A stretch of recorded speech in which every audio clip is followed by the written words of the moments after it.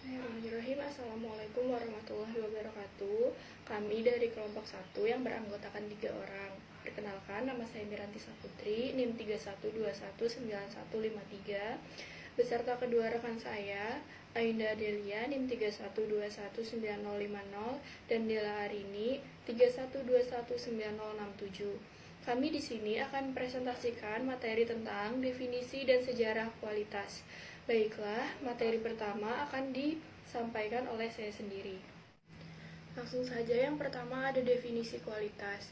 Kualitas adalah tingkat baik atau buruknya mutu, taraf, atau derajat sesuatu. Dalam hal ini, kata sesuatu dapat mewakili banyak hal, baik itu sebuah barang, jasa, keadaan, maupun hal lainnya. Dalam kaitannya dengan bisnis, pengertian kualitas adalah kesesuaian antara spesifikasi suatu produk dengan kebutuhan konsumen, atau tingkat baik buruknya sebuah produk atau barang dan jasa di mata penggunanya. Selanjutnya ada pentingnya kualitas. Menurut Russell tahun 1996, kualitas dianggap sangat penting bagi perusahaan karena yang pertama meningkatkan reputasi perusahaan, yang kedua penurunan biaya, yang ketiga peningkatan pangsa pasar, yang keempat pertanggungjawaban produk, yang kelima dampak internasional, yang keenam penampilan produk atau jasa dan mewujudkan kualitas yang dirasakan. Baiklah, materi selanjutnya akan disampaikan oleh rekan saya. Selanjutnya ada dimensi kualitas.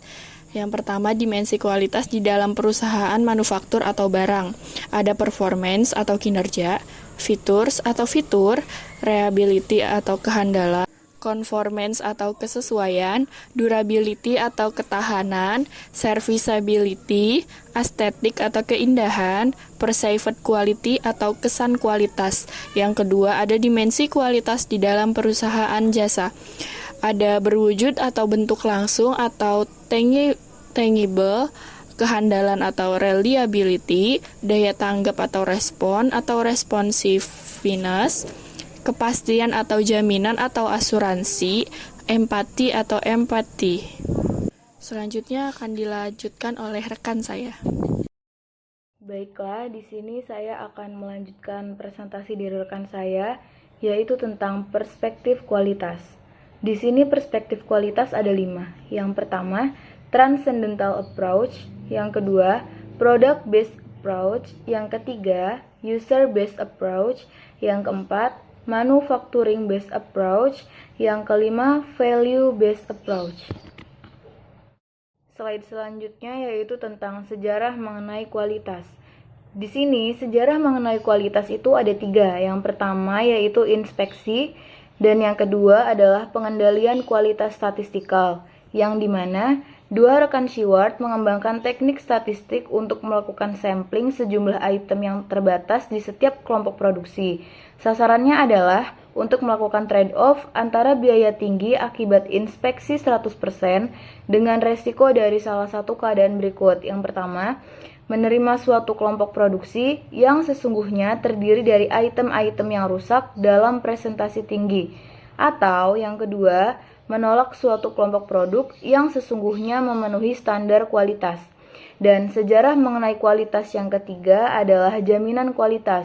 Dalam era ini, terdapat pengembangan 4 konsep baru yang penting, yaitu yang pertama, biaya kualitas. Yang kedua, pengendalian kualitas terpadu atau total quality control. Yang ketiga, reliability engineering. Yang keempat, zero defect. Slide selanjutnya yaitu tentang sejarah munculnya TQM. TQM bermula di Amerika Serikat selama Perang Dunia Kedua ketika ahli statistik Amerika Serikat W. Edward Deming menolong para insinyur dan teknisi untuk menggunakan teori statistik untuk memperbaiki kualitas produksi. Setelah perang, teorinya banyak diremehkan oleh perusahaan Amerika. Kemudian, Deming pergi ke Jepang, di mana dia mengajarkan pemimpin bisnis top pada statistical quality control, mengajarkan mereka agar dapat membangun negaranya jika mengikuti nasihatnya. TQM muncul sebagai respon pada kesulitan membaurkan pendekatan kualitas teknis dengan tenaga kerja yang berkembang pesat, tak terlatih atau semi terlatih saat dan setelah Perang Dunia Kedua. Meskipun banyak dari ide tersebut berawal di Amerika Serikat, namun sebagian besar perusahaan Jepanglah yang mengimplementasikannya dan memperbaikinya dari tahun 1950-an. Seperti halnya pendekatan kualitas teknis, TQM juga menekankan pada pentingnya input namun mengembangkannya dari kompetensi teknis, termasuk pentingnya motivasi orang dan kemampuannya untuk bekerja dalam tim dalam rangka memecahkan persoalan. Slide selanjutnya yaitu tentang definisi TQM. TQM atau Total Quality Management berasal dari kata total yang berarti keseluruhan atau terpadu, kualitas yang berarti kualitas, dan manajemen yang telah disamakan dengan manajemen dalam bahasa Indonesia yang berarti pengelolaan.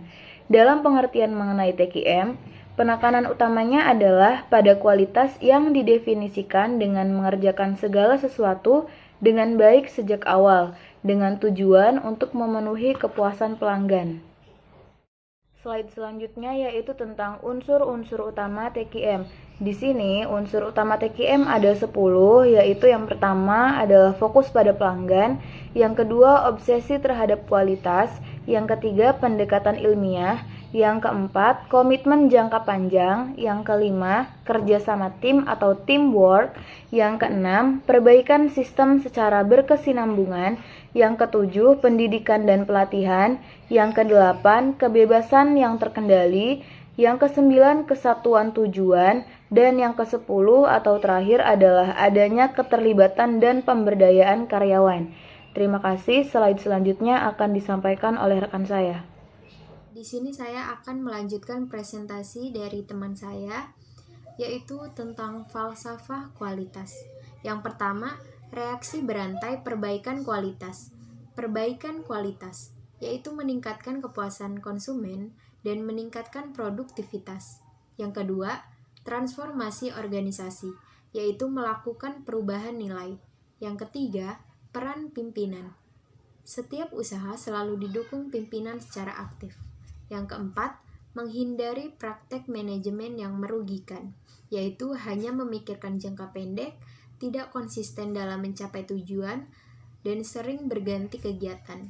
Yang kelima, penerapan sistem of proven knowledge, yaitu orientasi pada sistem atau memanage interaksi dalam organisasi, teori variasi atau cakap dalam penggunaan data untuk keputusan. Lalu ada teori pengetahuan atau mengembangkan dan menguji hipotesis, memperbaiki performance organisasi, dan yang terakhir teori psikologi atau mengembangkan kecakapan atau dinamika kelompok, dan lain-lain. Slide selanjutnya ada konsep Total Quality Management atau TQM. Quality planning melibatkan aktivitas yang pertama, identifikasi pelanggan dan menentukan kebutuhan pelanggan. Yang kedua, menciptakan keistimewaan produk yang dapat memenuhi kebutuhan pelanggan. Yang ketiga, menciptakan proses yang mampu menghasilkan keistimewaan produk. Perencanaan kualitas yang melibatkan partisipasi mereka yang akan dipengaruhi oleh rencana. Pengendalian kualitas melibatkan beberapa aktivitas berikut. 1. Mengevaluasi kinerja aktual. 2. Membandingkan aktual dengan sasaran. Yang ketiga, mengambil tindakan atas dengan sasaran. Sedangkan pendekatan terhadap perbaikan atau peningkatan kualitas mencangkup 1. Menciptakan kesadaran dari kebutuhan dan kesempatan untuk peningkatan. 2. Memastikan peningkatan kualitas sebagai bagian dari deskripsi pekerjaan. Yang ketiga, menciptakan infrastruktur, memilih proyek untuk perbaikan, menentukan tim, dan menyiapkan fasilitator. Yang keempat, memberikan pelatihan. Yang kelima, meninjau kemajuan secara teratur. Yang keenam, penghargaan kepada tim yang berhasil. Yang ketujuh, mensosialisasikan hasil-hasil perbaikan. Yang kedelapan, memperbaiki sistem balas jasa atau reward system. Yang kesembilan, mempertahankan momentum melalui perluasan secara bisnis, mencakup sasaran untuk peningkatan kualitas. Selanjutnya ada prinsip-prinsip Total Quality Management. Menurut Hensler dan Brunel, ada 4 prinsip utama dalam TQM. Keempat prinsip tersebut adalah yang pertama, kepuasan pelanggan, yang kedua, respek terhadap setiap orang, yang ketiga, manajemen berdasarkan fakta, yang keempat, perbaikan berkesinambungan. Berikutnya ada metode Total Quality Management atau TQM. Metode yang pertama dari W. Edward Deming yaitu Plan, Do, Check atau Study, Action. Yang kedua metode dari Joseph M. Juran yaitu mencapai perbaikan terstruktur atas dasar kesinambungan yang dikombinasikan dengan dedikasi dan keadaan yang mendesak, mengadakan program pelatihan secara luas, membantu komitmen dan kepemimpinan pada tingkat manajemen yang lebih tinggi. Yang ketiga, ada metode dari Philip B. Korsby, yaitu definisi kualitas adalah sama dengan persyaratan. Sistem kualitas adalah pencegahan, kerusakan nol atau zero effect, dan ukuran kualitas adalah price of non-conformance. Selanjutnya ada keuntungan implementasi Total Quality Management atau TQM. 1. Penghematan biaya atau cost reduction, lalu ada kepuasan pelanggan, mengurangi cacat atau defect, peningkatan moral karyawan, membuat perusahaan kuat menghadapi kompetisi, lalu ada mengembangkan sistem komunikasi memadai, dan yang terakhir, progres yang selalu ditinjau. Sekian presentasi saya, materi selanjutnya akan dilanjutkan oleh rekan saya.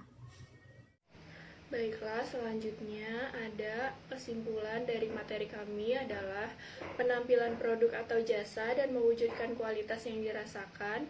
Kualitas akan membuat suatu produk dikenal, dan hal ini akan membuat perusahaan atau organisasi yang menghasilkan produk atau menawarkan jasa yang juga dikenal dan dipercaya masyarakat luas. Biaya yang dapat dihindari adalah biaya kegagalan produk yang meliputi bahan baku yang rusak, jam kerja yang dipergunakan untuk pekerjaan ulang dan perbaikan, pemrosesan keluhan, dan kerugian finansial akibat pelanggan yang kecewa. Sekian dari kelompok kami, kurang lebihnya mohon maaf. Terima kasih. Wassalamualaikum warahmatullahi wabarakatuh.